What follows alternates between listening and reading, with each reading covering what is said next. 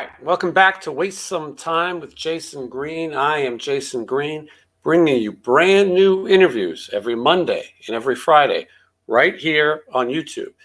Make sure you hit the subscribe button. I'm only going to say it once, unlike these people who say it every 10 seconds. Do that, help support the channel, and find out when we have all these cool guests on. Speaking of cool guests, maybe you think you can ask better questions than I can.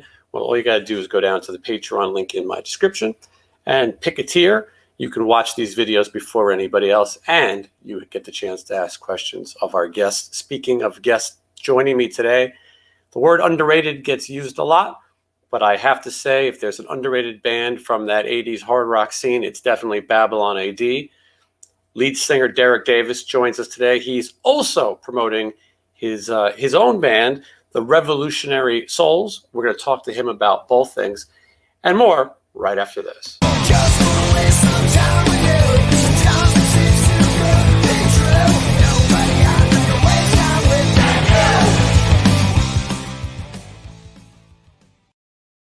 All right, here he is, Derek Davis. How you doing, man? Good, Derek. It's good to see you. It's been a while. Yeah, it has. So, Derek, I got to tell you first how I discovered Babylon A.D. Back in the day, they had these Metal Edge magazines, and bands that you've never heard of would get a pinup, and so it almost became like a joke. We would name these bands like Lay's Rocket and Sleaze Bees. Sleaze Bees and Hurricane Alice, Babylon A.D. And so you would know these names. But I was in Sam Goody in New York City on the East Side. Don't bother looking for it; it's not there. I mean, the East Side is there, but the Sam Goody is not. Yeah, and they're playing music in the store, and they were playing the full Babylon A.D. record. Imagine that. God forbid they play rock music in stores now, or you can find the store. My friend and I are listening to this music and hearing these big hooks and this great playing and saying, well, this has got to be a big band, or it's the new record from a big band. And this is before you could just hold your phone up and ask, what am I listening to? Right. And finally, we went to the front and said, what is this? And they said, it's Babylon A.D. I'm like, wow, that's one of those bands that we just saw in the magazine. How is this not bigger? Because I felt like Babylon A.D. had at least as good of songs as their peer bands, if not better than some of the bigger bands. And I'm sure you're sick of hearing this, because I know people say to you all the time, why was Babylon A.D. not bigger? And it is a odd thing, and I'm sure we'll get into it, and I'm sure your record label is going to be a factor. So before we get into all that, let's go back. Band starts in the Bay Area. So you guys aren't a Hollywood band. I think a lot of people just thought everyone's a Hollywood band. Yeah, right. Take me back to 1987 in the Bay Area. We were playing a lot of gigs around the Bay Area, like the Flame, like Bane, stuff like that. They had the Stone, the Omni. We had 3 Stones out there: Keystone Berkeley, Keystone Palo Alto, and the Stone in San Francisco. And they had there was a lot of different clubs, man. Spread out everywhere. Nile Station. So we were pretty much playing all the time. We got together in '87, and all the bands I just mentioned, they pretty much got together around the same time. And it was a big club circuit out here. So what happened? The funny thing was, what happened was me and my drummer, we went down to Hollywood in like '88, right? The next year, because we basically played all the clubs around here, all the Bay Area. We played everywhere in Sacramento. We were kind of like we couldn't grow anymore. We were just spinning our wheels doing the same thing, and we were headlining and packing the places out everywhere. So we were like, well, let's try to go down to Hollywood. We didn't know shit. We didn't know nothing, man. All we had was 5 cassettes and 5 pictures and a bio, right? So we go down to the Hollywood Boulevard, down there on Sunset Strip, Gazzari's. It was all packed and everything like that. And I remember we passed out 2 or 3 the promo packs that we had, and we went into Gazzari's, and Hurricane was playing, And to be honest with you, man, it was the first time we'd ever been down to Hollywood or Los Angeles in our whole lives. We didn't know shit. You know what I mean? We flew in LAX, and we kind of thought we were in fucking LA. You know what I mean? Yeah, Hollywood. yeah, we humped it over to Hollywood. Anyways, stayed at some Fleabag hotel, and we, like I said, we watched Hurricane play that night over at Gazzari's, and they were shooting a video, and there was a guy in the audience, and he had a suit on. He was the only dude with a suit on. Everybody else was the rockers, right? And the whole streets were packed and everything, the rainbow, everything, you know. So it was a pretty big eye opener for us, right? And so I said to Jamie, I said, "Hey man, look, there's a dude with a suit on down here. He must be somebody," right? So I went up and approached him in between the Hurricane set, and I said, "Hey man, you know, I got a promo pack, you know, you must be somebody or whatever." And he said, "Yeah, well, you know, I'm doing videos and things like that. I'm starting to manage bands." And anyways, he happened to be Jay Mala, who was used to be a singer for Joe Perry. Little did I know, you know. He put on our demo tape at Gazzari's, right? You know, about 15 minutes later, and me and Jamie, my drummer, we were just blown away. We're like, "Holy shit, man, they're playing our songs," you know. That was good use of one of your 5 tapes. You chose wisely. Yeah, but and this stuff sounded good. So he came up and he approached us, right? And he said, "Hey, you know, I want to know more about your band." So anyways, long story short, he flew down here to the Bay Area, seen that we were packing out all the clubs. He watched us 3 or 4 times at different shows and everything like that, and got Bill Acoin, you know, involved. And so we started moving up, and next thing you know, it was like, "Hey, let's go to, you know, move to Los Angeles," because we had to spread our wings. So there was nothing more we could really do here. So we moved to Los Angeles in a 1-bedroom apartment, 6 guys, 5 guys in a band, and one guy in a road crew. And 2 days later, it was like a miracle or something, man. It's 2 days later, Clive Davis called us and said, "I want to see you tomorrow at the SIR studios." And we were basically shitting our pants, like, "Holy fuck, Clive Davis wants to come see us," you know. It happened fast. Yeah, it happened just like that. Like within 3 days, man, we were showcasing in front of Clive Davis. And sure enough, as soon as we got done playing about 6 or 7 songs, he stood up and said, "Welcome to the family, boys." And we got our record deal. Now, Derek, just in case there's someone who's not familiar with Clive Davis, I know it's hard to believe. Yeah. Clive Davis has signed some of the world's biggest artists, including Aerosmith, Billy Joel, Bruce Springsteen, Chicago, Pink Floyd. I mean, this is a high hitter, and it's amazing to hear that even in the late 80s, he was that involved. He was that hands-on. I would see Clive Davis in New York City as a kid. You'd see him going to functions or walking around the city, big record guy. And I always said, we got to ask him what happened at Babylon A.D. But it's amazing how hands-on he was. So tell me where it goes from there. Well, anyways, so I you know, so you get your record deal, right? And you know, the whole world opens up in your mind, like, you've always wanted it since you were a little kid, and here you are, you got a record deal, especially with Clive Davis.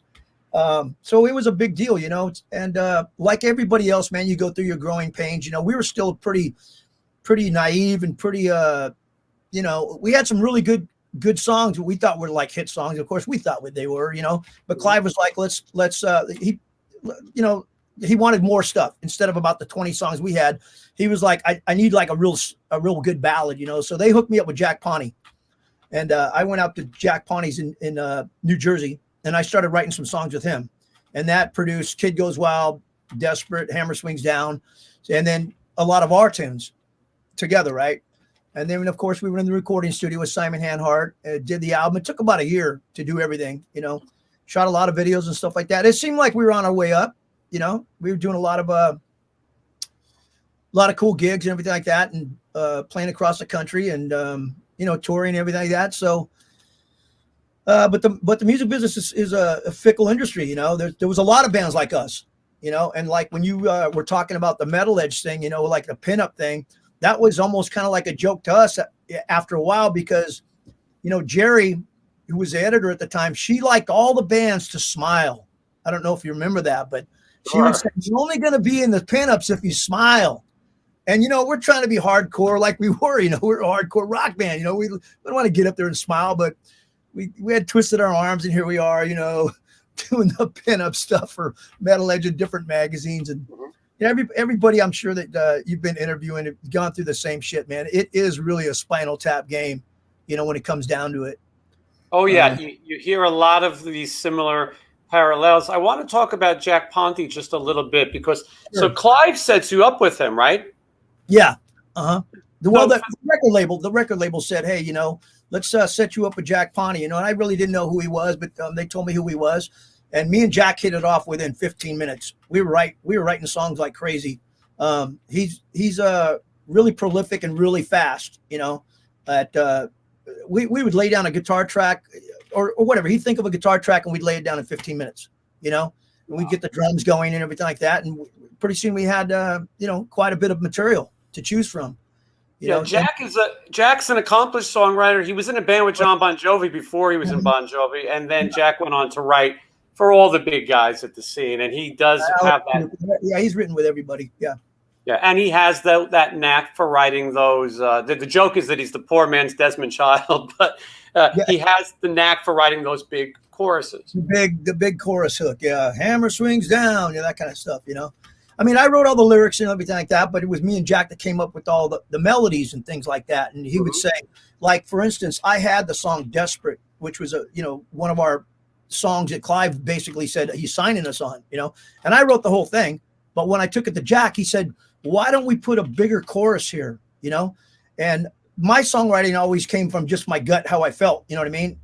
But he was like, let's make this a gigantic chorus. And I didn't really have a gigantic chorus. I had a chorus, but it was, everybody's desperate, just like you kind of thing. But it wasn't like, when the rain comes falling down, it wasn't real big, And so, and everybody was kind of doing that stuff, right? And he comes from Bon Jovi house, you know what I mean? Yep. Where that was his forte, where he can give us that stuff. So as soon as we took that song to Clive and said, now listen to it, Clive was convinced, like, this is the song I'm going to make you guys Aerosmith. You're going to be the biggest band in the world. We get all that shit, So why was that song not a single? I know you're probably sick of that question, but it should have been. Yeah, you're damn right it should have been. Here's the thing. When we got the record deal and we put out we went to God damn it. We were in LA at that damn hotel everybody hangs out at. Anyway, so Clive Davis is there where they have the Grammys and all that other kind of shit. He was there in Beverly Hilton or Wilshire or something like that.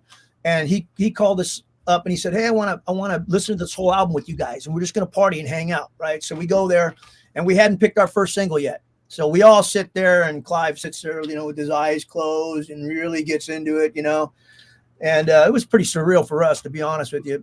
Sure. Guys from a rock band sitting there with Clive Davis, you know what I mean, in Beverly Hills, picking out what's going to be our first single, And we're drinking, we're getting fucked up. We're like, well, I mean, he parties with everybody else, I think. So, but he's an older cat, Mm-hmm. Anyways, so he says, let's go with the Bangle Hammer Swings Down for the first single. And then we're going to go with Bangle the Bells. And then after that, we're going to do Desperate. And we're like, oh, right on. He goes, because we're going to warm up everybody to you guys. We're going to throw some hard rockers out there.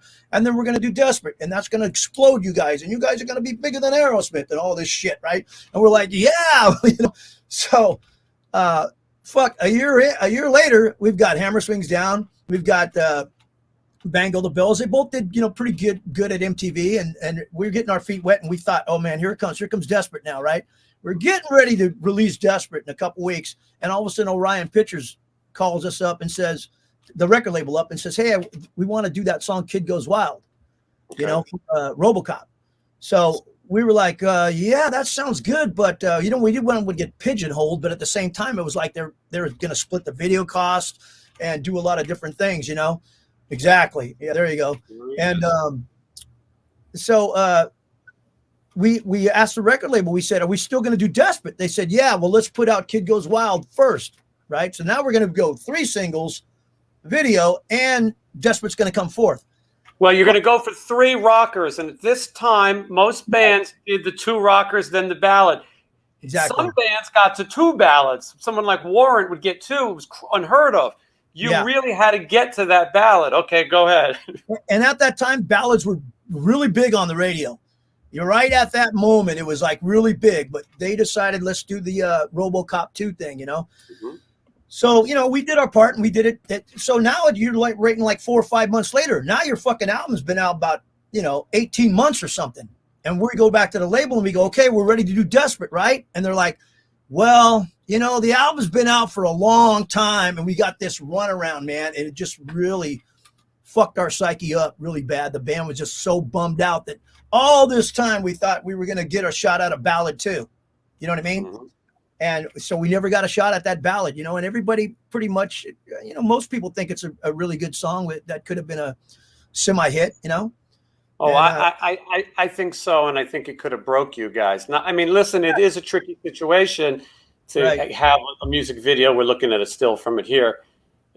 You know, with RoboCop, and the first RoboCop movie was giant, so you're assuming that this one will be too. Although this was kind of a movie plagued by bad luck. Yeah, well, not just that. You want to know a funny story, man? A quick funny story. Oh. So we go to the premiere, right? They take us all to the premiere, and it was in San Francisco, right? And everybody's there, and RoboCop's there, you know, and everyone's signing autographs and everything like that. And we go and we sit in the back up against the wall, you know, and the place is packed, right?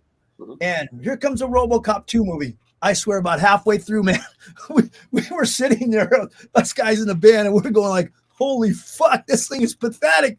We got to get out of here. What were we thinking? We kind of knew right off the bat that, man, this movie sucks, you know? Mm-hmm. So, they changed writers. They brought in Frank Miller, the famous comic writer, and they did artists. They did everything they could to try to save this, but it obviously did not work. So I'm showing the single here. This is, I believe, a foreign single for "Kid Goes Wild." Yeah. Off of the RoboCop 2 soundtrack. Now, I got to ask you about this music video. The music video is very Guns N' Roses will make a very similar video 2 years from there, where the Terminator is coming for them. Yeah, yeah. You guys have RoboCop. So, first, the big question: did you guys meet RoboCop? I actually met Peter Weller a few times. You know, I met him a few times. Yeah. But the funny thing was when we did that. Promotional, you know, when they did the premiere or whatever, RoboCop, Peter Weller didn't show up, and they had the suit there, so they were freaking out backstage, like, what the fuck we gonna do, right? We got the suit here, but Peter Weller's not coming; he can't make it. So one of the guys that worked at Arista Records, a promotional guy, he jumped in the suit and he walked around like RoboCop. Oh, great. Everyone thought he was Peter Weller, RoboCop, you know? It was fucking. So that's what I mean by Spinal Tap shit. Oh, you can't make up. You know what I mean? Was the RoboCop footage in the video shot at the same time as the music video, and was it Peter Weller, or did they just use a stunt double? No. So what they did was some of the stuff is a movie, and then it's us. Then other stuff, if you watch closely, the actors that were in the movie are on. They're there with us. They're with big giant, you know, set. You're doing a video. You know, it's a movie set. You know what I mean? But some of the actors are with us. You know, playing their parts. You know, with us. You know, so it was kind of stuck together. I mean, we had to join the actors union and all that shit just because we were in it and things like that. So it was a trip. How funny! So the RoboCop stuff was separate. The actors were there, but the footage. Yes, the actors was there with some scenes, you know, and then they'd split it, you know, and they'd show the movie highlights too. They used it as a trailer. So it was like if you were watching TV at 7 o'clock at night, a RoboCop, come see RoboCop 2 or whatever, you know, you hear Kid Goes Wild going by in the background. You know what I mean? Yeah, absolutely. Yeah, and it appears in the movie and like you said, those trailers. So you also have to tell me on the album version, Sam Kinison appears on the version. He has this whole Sam breakdown. I've heard the story of how you got him to do it, but I would like you to tell the audience. Well, so that was we were recording. I can't remember the studio. Maybe it was Cherokee Studios or something, but it was pretty cool. Slaughter was there. Robert Palmer was there, and Sam Kinison was there, and we were there. You know, there's 4 rooms, and everybody's, you know, you see each other every day at nighttime or whatever, you know, because you're making a record, you know, and Sam was partying every night, and we were pretty much partying every night too. So we started hanging out with them more and more, and I found myself in the studio while they were getting ready to put some background vocals down for his record, and he said, "Derek, why don't you just sing some background vocals, man? I got like 3 or 4 of the guys in here come sing some background vocals." So I sang some background vocals on his album, you know, and then it's about 2 o'clock in the morning. I said, "Why don't you come over and do some stuff for my band?" He goes, "All right, I owe you." He goes, "Give me a couple hours. I'll be there like 4 o'clock." I said, "Okay." So he comes over at 4, and I had like the whole script written out, what I thought he'd say, and he said, just let me listen to the song. So he listened to the song about 3 or 4 times. He goes, okay, I know what to do. Let me see your script. He goes, fuck that script. I'm going to say what I want to say. I said, okay. And 2 takes later, it was done, and it was pretty much, I don't think anybody else could have done it that fast, that professional, but at the same time, Sam was a little fucked up. So we were having a lot of fun, and it kind of bummed us out that they didn't put that in the movie, because we thought it was going to go in the movie. Yeah. And when we heard the mix, because they showed us the mix, that they were going to use, and they remixed the song, and they took all Sam out, and we're like, what the fuck, man? Why are you taking Sam out, And they're like, well, we can't have no cussing in there, and we can't have this and can't have that, what are you going to do? You know what I mean? You're pretty much at the behest of the record company, what they tell you to do, Yeah, of course. But it's definitely a cool little piece in history, and Sam was huge at the time. So, Sam was really big at that time, at that moment. And it was pretty funny when you go to his studio, it was full on, just like you see in the movies. It was pretty much close to Scarface. I'm not shitting you. And it was like, holy fuck, man, there's some shit going on in here, man. Oh, I could imagine. Derek. It was just like being in a movie, what you would think it's going to be. You're like, whoa, this is fucking pretty far out, man. It lived up to the hype. So we're talking about bad movies. What about this one? This is Rich Girl. Yeah. So you tell us about this. That was just one of those things where Jack called me up and said, hey, man, those 2 songs that we didn't put on the record, this movie wants to use them, and I said, fuck yeah, whatever, man. It sounds good to me. I would get some songwriting royalties and some publishing. So that's how that came about, Yeah, you can tell that these were big rock songs. And one of the songs, I think it's called Tear It Down. Is that the name of it? Tear It Down. And then that other one's called Love Strike. Cher almost picked it up and was going to do it. For a while there, we were pretty convinced that Cher was going to do When Love Strikes, and it just didn't happen. Yeah, these songs circulated, though. Tear It Down was a band called Barfly with Nick Bocott, who was my guitar teacher. They recorded that song, and there's other versions of it, too. There is. Yeah, it popped up, which is nice for you. And then Sherry Curry sings some in this movie, but also the voice of the actor singing your song is Jeff Scott Soto, known for Yngwie, and he was in Journey. Jeff sang on both our albums too. It's funny. It's funny how that works out. He's been singing your words. Yeah. And and so this is a movie, 1991, that pops up on your TV late at night. And like you said, when you started songwriting with Jack, it's a whole different world, because now you have all these songs out there that he knows how to place. And throughout your career, you had music placed. Yeah, and because Jack's got his fingers into everything. You know what I mean? He's not doing any music anymore. He was a manager for quite a while after he was a songwriter. He hasn't written in a while. He's kind of soured on the whole music scene. He's kind of pissed off at it. But he's like a financial wizard. Really. Jack is a certified genius. A lot of people don't know that, but I mean, when they take tests when he was a little kid, and he'll show you his test. It's like, sure. Oh fuck, you're a fucking genius, man. You know what I mean? So, can you still see some Robocop royalties these days? What's funny, man? I do. Every single fucking check, man.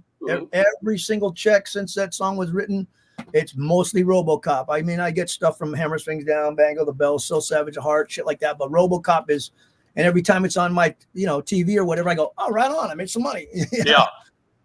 You get paid to watch cable, Exactly. Not a bad gig. So, okay, so we're talking about that record. The really one of the hardest things is that you guys got in early. 1989 was a good time to have a record out, because as 90 comes, you start getting the second, third wave tier band. And then as 91 comes, it's almost too late because the scene is changing. And it is a shame. And I will tell people, we'll have a link in the description. You got to check out these Babylon A.D. records. There's younger people who are discovering hard rock. That scene it comes back so many times.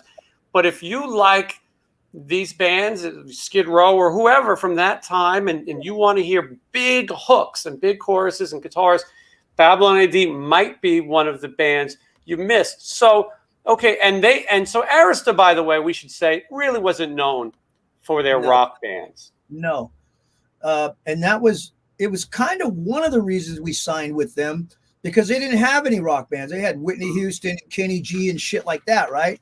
But our management and we thought, and they offered us a really good deal compared to like what RCA offered us and MCA offered us and things like that. It was like, wow, this is a good deal, And they were like, well, we're gonna have a whole new, you guys are just the first hard rock band we're signing. I think they just jumped in too late. You know what I mean? Geffen had already had everything sewn up, and they came in too late, and they just didn't have the proper people that had the relationship with radio. You know what I mean? You can have a good song, man, but if you don't have the radio guys that are all your friends and things like that, you know what I mean? And it's pretty tough, because their forte, like I said, was like a Whitney Houston, Kenny G, Taylor Dane, shit like that. Now they were good at that kind of stuff, but when it came to hard rock, they gotta hire new guys. Like, who are we gonna hire that knows hard rock? Radio. It's all a click. You know what I mean? Who just like anything else, man. And like you said, it was a time where, okay, we've got to have a hard rock band. Everybody has one, every label, and everyone signed up, a lot of them. So you guys kind of snuck in, and I could get your attitude. Maybe we'll get more attention because we're the only one. Unfortunately, like you said, they just didn't have. Because we thought we'd get lost in the shuffle if we were with Geffen or somebody else that already had 5-10 bands. You know what I mean?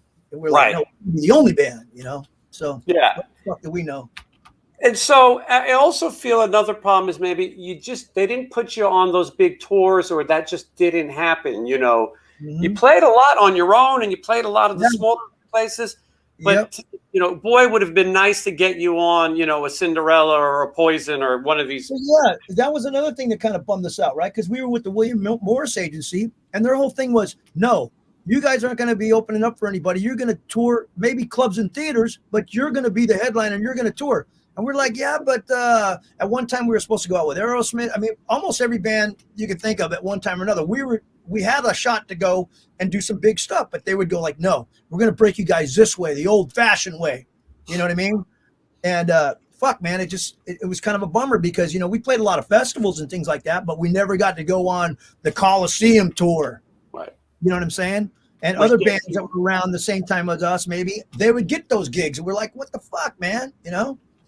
So it was. That's how you would have gotten seen by a lot of extra more people, right? But they were like, no, we want you guys to be known as like, a band that comes from the street that comes all the way up, this kind of shit, Hey, man, we didn't. No, we just, of course. We're like, okay, that sounds good to me, I guess, Right, and. Yeah, we should point out you guys were kids. I mean, for the most part, your drummer wasn't even 18 years old. He lied when he joined your band, right? Jamie was 15 when he first when him and I first got together with basically. He was taking drum lessons with Troy Lucetta from Tesla. Yeah, him and Troy are still really good friends. Yeah, he took lessons. Dennis Bostock from the Flame took lessons from Troy too. A lot of cats did. Troy's a great drummer, man. He's really good. But it just, this is all new. Now we can look back at history and say this works and that doesn't work. But this was a whole new time, and you guys, Clive Davis has got to know what he's doing. William Morris, they know what they're doing, and you think, right? Yeah, and you go through. Now you don't get dropped. The record, people do like it, and you did get some play, and it's reviewed well. So they do let you make a follow up, and this is nothing sacred right here. Unfortunately for you, this record comes out in 1992. Oh yeah. And why I've always wanted to work with Tom Werman since I was a kid. Since I'd look on the back of albums, and go, fucking Tom Werman, he's the guy.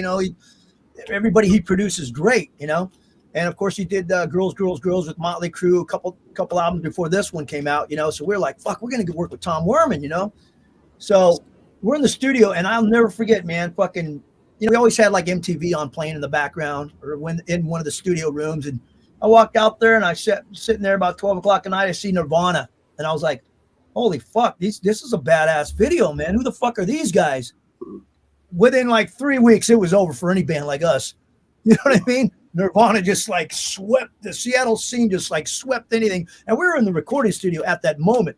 So our album wasn't going to come out for another 6-8 months. By that time, you get out on the road, it's like, you know, you're just a hair band. You're like, what the fuck is a hair band? You mean because we got a long hair? You know, people would, I heard that expression a couple times for the first time ever. And I didn't know what the fuck they were talking about, you know, except for we got hair and what.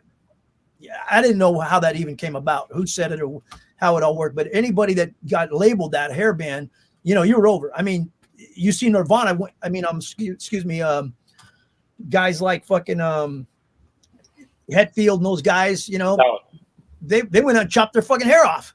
You know what I mean? All in the same day, it seemed like. What a weird position. Are we supposed to do that too? Should we cut all our fucking hair off? And by the way, stop playing leads. Let's just have a rhythm section instead of playing lead. You remember that?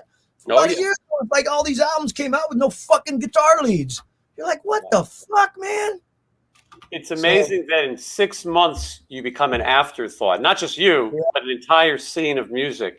Everybody was getting dropped. When people were getting dropped before us, we were like amazed. Some big bands were getting dropped. We're like, how the fuck did they get dropped? You know? And we got dropped about maybe eight months or whatever after the record came out, you know? And that was, in a way, it was a blessing, man, because they were going to put out Psychedelic Sex Reaction, which is one of the songs on that album. I fucking hated that song. I hated it. It was just so corny to me. It was like, it would have been like my cherry pie. You know what I mean? I kept thinking, man, this is going to be my cherry pie. You know, fuck, I can't do it. But they made boxes with rubbers in them and all this shit. They sent them to all the fucking radio programmers throughout the whole fucking country. We played a gig in Chicago and they flew out like 50 fucking programmers, right? And none of the record company knew, and our management didn't even know. But when we were recording that song in the recording studio with Tom Werman, we tried to make it as heavy as possible, right? We dropped the key and everything. We were just trying to make it, you know, but the lyrics and everything was just so poppy and melody. It was just corny fucking song, you know? So, but Clive was like, this is your hit song. You're going to do this song because it's a hit. You know what I mean? He doesn't give a fuck what you think. You know what I mean? It's like what he says. So we're in Chicago. You got all these fucking programmers and we're on the bus, right? And the manager gets on. He goes, man, we got, you know, everything's happening. We're having a big party. You know, this is a big showcase for Psychedelic Sex Reaction. But he didn't know that fucking, like, when we were in the recording studio, we all put our hands in the pot, right? Together. And we all said, we vow we'll never, ever play that fucking song live. Right? So here we are like a year later. And we're in Chicago and they got all these people they fucking flew out, you know, and they did all this promotion on this fucking song. And we're supposed to play Psychedelic Sex Reaction, right? And the band gets together about 10 minutes before. And I said, no fucking way, man. We promised we weren't going to play it. And Danny, my guitar player, goes, fuck, I don't even remember how to play that song anyways. Wait, I have to start learning it right now. And Ron, my guitar player, goes, fuck it, we better start learning it. And then Jamie, my drummer, goes, no, fuck that. We ain't going to do a song. And we said, well, let's take a vote, right? So we all said no except for Ron. Ron said, we got to learn it, man. We're gonna end our careers. We're like, fuck that shit. We said we're not gonna do the song. We're not gonna do the song, right? So we get out there and man, we kicked ass and it was a full packed house, right? And everybody's going crazy and shit. We come out and we do 2 encores, right? And then we go back on the bus. And my manager comes running, what the fuck? Get out there and play Psychedelic Sex Reaction, right? And we're like, fuck you, man. We're not playing that song. Oh my God. We were in nice buses up to then. We're in a fucking Winnebago. The record company just pulled all the tour support, basically said, you guys get lost. You're not playing ball with us, you know? So that was basically the end of us for having a record label after that, you know? Yeah, I got the feeling that song that it was trying to be marketed as, you know, different Soundgarden or whatever was going on. And like you said, it probably didn't work. Yeah. It was just a cheesy song. I had a long argument with Clive Davis on the phone about that song for about a half an hour. And he finally says to me, listen, Derek, he goes, until you write a better song than this, because this song is, I've been around the, you know, he goes through this whole spiel, you know, everybody he signed and Janis Joplin and everything, right? And then he gets to, so you're going to do this fucking song unless you write a better song than this. And until you write a better song than this, your album will not come out. And I was like, oh, fuck. He goes, so it's up to you. Either you put the song on the record and we make it a single, or your record doesn't come out till I hear a song that I think is a bigger hit than this. So we were like, fuck it, we got to do Psychedelic Sex Reaction. You know what I mean? And he may have been a bit out of touch. I mean, let's be honest. Not to say that he wasn't a genius for his time and things, but now he's in a whole new arena that he was never in before. He might not even realize that grunge is about to wipe out, this whole genre. Exactly. Yeah, because it was the song was it just wasn't really a Babylon AD song, man. We tried to make a Babylon AD song, but it was just kind of cheesy, man. It was a labor, man. Fucking, and the song was written by wrote Jack Pawnee, me, and God, who was it? Bass player. Fuck, I'll think of his name in a minute. But anyways, it just didn't work, man. In our eyes, anyways, it didn't work. I want to ask you about the record cover because I've always kind of wondered. There's two of you. If you fold it open, you get the other three. Mm-hmm. How did that happen, and how does that go over with the other three? Here's what I could tell you. When we got that fucking record label, we all went, "What the fuck? What is this orange Babylon AD doing on there?" Right? We were like, "Can we please change the fucking color and fix this cover?" And they were like, "Nope." This artistic person was like, no, offended that we, didn't think the album cover was good and all this other kind of shit. There was nothing we could do. There's just, sometimes you can't do shit, Yeah. You're just banging your head against the wall, Yeah. Oh, I can imagine. Yeah. And so it does fold open. Okay. So at this point, you guys get dropped. What are you guys thinking is next? What is the band going through at this time? I'll tell you what, man, everybody just kind of said, fuck it, and we were getting sued by our ex fucking accountant that we'd fired like 2 years before. He's suing us for $1 million. It was a fucking joke. I mean? Like, man, I got a fucking penny in my fucking pocket. You're fucking suing the band for $1 million, It was a joke. So we were like, fuck this whole thing, you know what I mean? And everybody was kind of just disillusioned with the whole record business. It was really like a kick in the teeth, the realization that your dream from a little kid to then is just, your creativity doesn't matter. How good you are doesn't matter. It just matters of, I don't know, like nowadays you can relate it to maybe TikTok or whatever, how much pizzazz you got or something. Fuck, I don't know what it is, but anyway, so we all just went home with our, I hang out. I stayed in Hollywood for about maybe another year, jammed around there and stuff like that. But we all pretty much came back to the Bay Area, and Jamie went to fucking college. Ron went to college. Now it was time to grow up, Guys got married, had kids, that kind of thing, So for a good maybe 6 or 7 years there, we basically didn't play any gigs. We didn't do nothing. And it wasn't like, let's break up, let's stop playing. It was just like the whole stuff that we did wasn't popular anymore. The all the clubs that we used to play, all those clubs in the San Francisco Bay Area, all of them closed, So what were we going to do? Fucking start playing in the bars or something? We just had to wait it out, before we wanted to try it again. That took a few years. Yeah, and I want to make sure we give credit for Psychedelic Sex Reaction. Vic Pepe was Jack Ponte's. He was a songwriting partner on a lot of songs, but they're the two who are credited for writing it. No, I think it's Randy Jackson. Oh, maybe. Well, he's not. Maybe he somehow got his name off of it, but that's who you were thinking of, Randy Jackson, who was in Journey.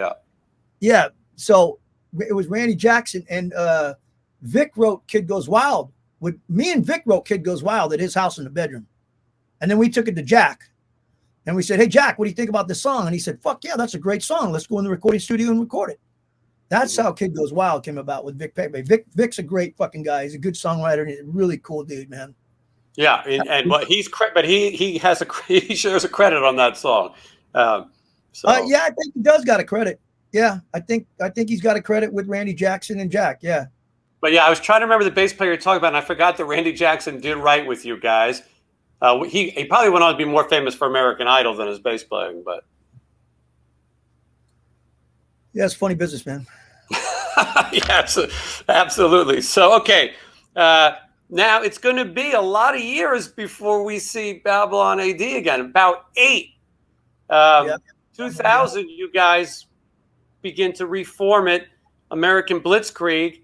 I remember seeing you guys here in Las Vegas in 2000 and thinking, and I bet a lot of people did too, I never thought I would see this band live. Yeah. Yeah. Well, just we started writing again and started thinking about, we started noticing that some bands from our genre were starting to dabble again, putting out some records again, because it seemed like almost everybody took a hiatus of some sort. Only a few bands still wrote some songs on some independent labels, or released out some albums, I should say, on some independent labels. But so we got a chance to do that. And so that's what we did. We made a video and produced a record ourselves, made our own record label and everything like that, got distribution, and kind of learned that side of the business without no one telling us what the fuck to do. That was a big for us. Like, no, we ain't gonna have nobody telling us what to do. Even if we shoot ourselves in the foot, at least fuck it, we did it ourselves. You know what I mean? So, well, and at that point, that was the only way to do it. Much, yeah, yeah. You guys do what you can, and you hope for you hope for the best. And I think fans were excited at this time. Also, now these cruises are starting to happen. These festivals are starting to happen. And you guys go through a couple different lineups. But in 2017, you guys put out an album, and I believe this is through Frontiers, right? Yes, Frontiers record, yeah. Yeah, so this is Revelation Highway, yeah. And this is kind of, sort of back to the sound of Babylon AD. I think that people really enjoy that. You made a bunch of videos off this record. Yeah, did. Yep. And people really seem to dig it. And so you've gone through a lot of things in your career. You've never stopped making music yourself, aside from Babylon AD. So in some ways, Babylon AD becomes your side project because you've constantly worked as a singer. Yeah.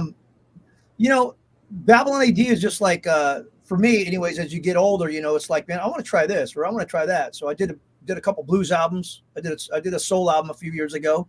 I just want to try different stuff, and right now I've got a band called the Revolutionary Souls, who's pretty much a funk rock soul, kind of like Dan Reed Network kind of thing. You know what I mean? We still got some good biting guitars and stuff like that, but there's, keyboards and saxophones and all that other kind of shit going on, right? It's a different kind of, it's challenging. You know what I mean? I could sit there and we could do Babylon AD albums, and I could write hard rock songs pretty much all day long, really. You know what I mean?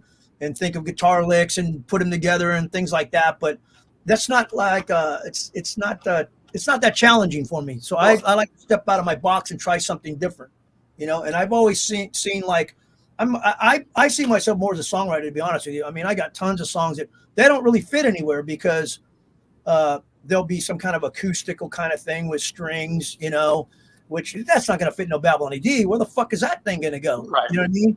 Or, or just a song that sounds like a goth, like something like you wouldn't think I'm doing it. You think, what the fuck is that? You know what I mean? And then I've got a lot of funk stuff and a lot of blues stuff and everything like that. So, I pretty much just like to stay challenged. And when I write songs, whatever the song says to do, man, I just follow that. I don't say I'm going to write a hard rock song today when I wake up, I'll just wake up and play guitar. Oh, fuck, that's a pretty cool lick. This sounds like Marvin Gaye. Yeah. Mm-hmm. So then I'll write a soul song. You know what I mean? It's however we feel. And I think there's a lot of guys that write like that, that the music kind of tells you what to do.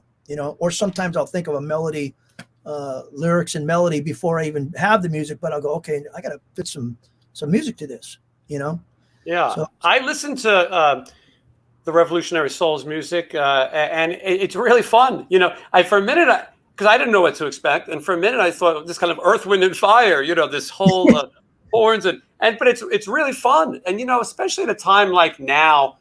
I think people want to have some fun. The reason that I enjoy doing this show is because we can take a minute to not talk about politics and pandemics and talk about music, which is the universal language. And it's fun to hear about what people have done and also what they have coming up. So can people get the Revolutionary Souls music now? Well, so right now we're working on our first album. We put out a single a few months, about 6 months ago or so, and we're going to start staggering singles, and we've got a team kind of put together that's going to start promoting it the way that people promote stuff nowadays. You know what I mean? It's not the same as it was before. Yeah. So now you got to have like social media teams and shit like that. You know what I mean? So the album will probably be out. If I had to guesstimate, I would say February, March, April, maybe next year. But like I'm in the recording studio right now at my house, and I'm doing the mixes. You know, probably have about half of them mixed. So that's what's going on with the Revolutionary Souls. It's going to be a really cool fucking thing too, man. It's the band is smoking, man. These guys that I'm playing with, I got to be honest with you, they're the best, probably the best guys I've ever played with. You know, a couple guys in Moonshine were really good too, like Buzzy James and things like that. They were just Mike Malone. They were just fantastic players that I played with, you know. But these guys are on the game. They played with a lot of heavyweights. When you say Cool in the Gang and stuff like that, they played with people like that. You know what I mean? So this is like not some just guys that are from the Bay Area and hey, we're trying to be like a soulful band. No, these guys are soul. You know what I mean? That's the shit that they are. I just happen to have a vocals that they like that can get soulful. You know what I mean? And I've always listened to fucking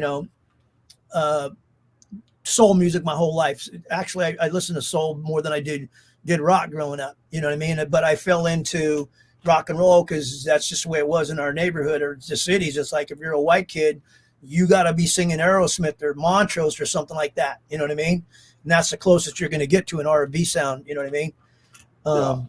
But growing up, it was every soul band you could think of, I was into. You know, and I still am. So I've always had that going on at the same time. So it's challenging to kind of finally come full circle. Like, man, this is what I've always wanted to do. Even when I was like 10 years old, I wanted to be in a band like James Brown or Al Green or Marvin Gaye or something like that. You know what I mean?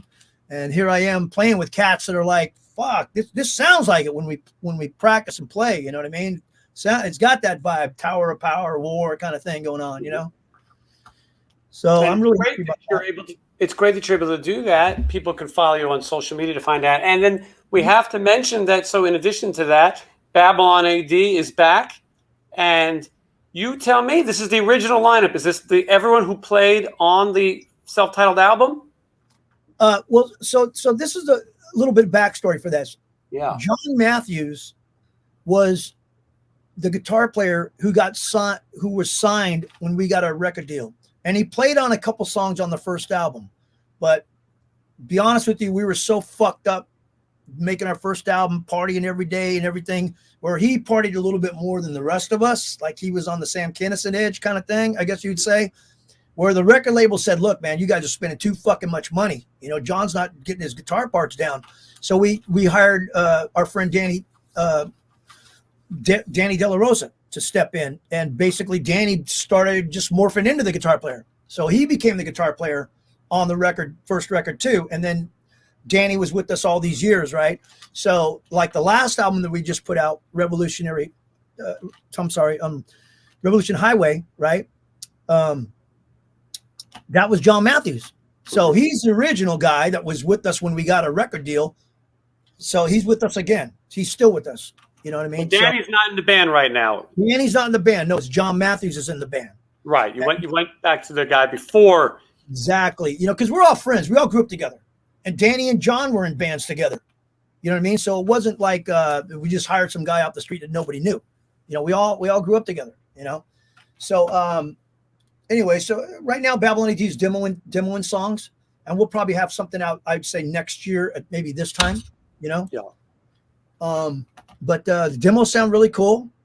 There's some really cool songs on there and everything, but we're taking our time with it. You know, like I said, everybody's, you know, we're older now. You know, you got businesses and jobs and kids, and you know, you got a lot of stuff going on weekends, even. You know what I mean? Where you're like, okay, well, let's get together this weekend. Oh, I can't because I got to go to camping or some bullshit. You know what I mean? So life's strange, man. It's a good time to prepare things like Babylon A.D. because right now people are putting their toe in the water, so to speak, to see what it's like. But obviously shows are getting canceled a lot and things I'm not sure are exactly ready. Hopefully by next year, Yeah. You know, the M3 season comes, the cruise season comes, and Babylon AD gets out there, and you guys will play clubs as well. But and people continue to discover your music, and like you were saying, it's great that you're able to do both things. They really stimulate your mind too, you know. Yeah, I mean, I have a lot of free time. You know, I basically can do whatever the fuck I want when I want to do it. So I'm just in the recording studio pretty much every single day, probably 6 to 10 hours a day. You know, 6 days a week. You know, so either I'm working on Babylon AD stuff or working on the Revolutionary Souls, or I'm working on right now I've got a single that's going to come out. It's called What Is Up Is Down, and it's very social conscious kind of song, like a Marvin Gaye kind of song, or whatever. And the video's halfway done, so I'm going to release that as a single probably about a month from now, and then we'll gradually go into the Revolutionary Souls. That'll start coming out, and then by next year it'll be Babylon AD comes out. You know, and then who knows? Maybe I'll make a country album, which I fucking hate. Well, unless it's Johnny Cash or Johnny Paycheck or somebody like that. But I can't stand the new shit. Don't limit. You can't limit yourself, right? You always got something. So we got to make sure that Babylon AD has a website, has social media. You do as well, so people can follow those things. We'll put links down below in the description so people can get a hold of some of this music. It's very easy to find music now, and it's a good time to look back. And I think a lot of people who somehow maybe missed Babylon AD are going to look back, and it's one of those records that you're going to go, how the hell did I miss this? Yeah, we get that sometimes. The first album definitely was a big album, and it was, you know, Kerrang! 5 stars.